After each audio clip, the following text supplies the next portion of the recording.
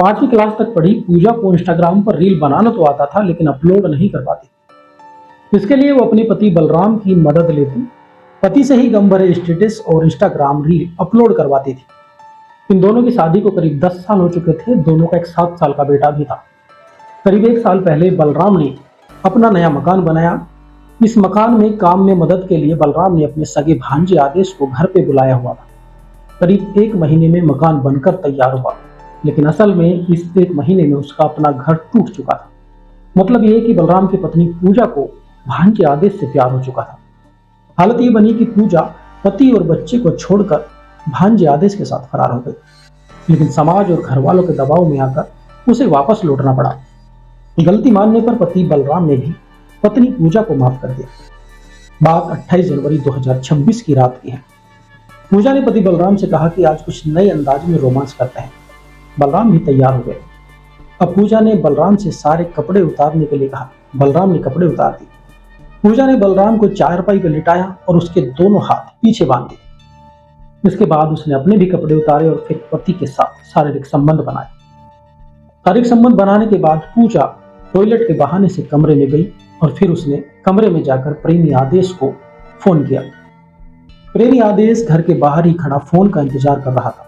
जैसे ही पूजा ने फोन किया वो तुरंत अंदर पहुंचा। इसके बाद प्रेमी आदेश ने बलराम के पैर पकड़े, जबकि पत्नी पूजा ने खुद हाशिया उठा करके पति का गला रेतना शुरू कर दिया। अपने बचाव में बलराम ने काफी प्रयास किया, लेकिन पत्नी और भांजे के सामने वो अकेला कुछ नहीं कर पाया। कुछ देर में ही उसकी सांसें थम गई। इसके बाद पूजा ने एक और घिनौना काम किया। पति की मौत के बाद पूजा ने भांजे आदेश के साथ भी संबंध बनाए। एक तरफ जहां चारपाई पर पति की लाश पड़ी थी, दूसरी तरफ पूजा प्रेमी आदेश की बाहों में अपने जिस्म की भूख शांत कर रही थी। 29 जनवरी की सुबह बलराम का छोटा भाई राजू घर पहुंचा और काम पर चलने के लिए भाई को आवाज लगाई, लेकिन अंदर से कोई जवाब नहीं मिला। भाई जब अंदर पहुंचा तो उसने देखा कि बलराम का लहूलुहान शव चारपाई पर पड़ा है। पूजा पास में बैठी हुई रोने का नाटक कर रही है। सूचना पर पुलिस पहुंची। पूजा ने सारा आरोप प्रेमी आदेश पर मढ़ दिया। पूजा ने कहा कि आदेश ने ही उसके पति की हत्या की है। पुलिस ने आदेश को गिरफ्तार किया, लेकिन जब दोनों को आमने सामने बैठा करके पूछताछ की गई तो कुछ ही चंद मिनटों में इस पूरे हत्याकांड का खुलासा हो गया। आदेश ने साफ साफ बता दिया कि उसने तो केवल पैर पकड़े थे, जबकि पूजा ने खुद अपने पति की हत्या की है।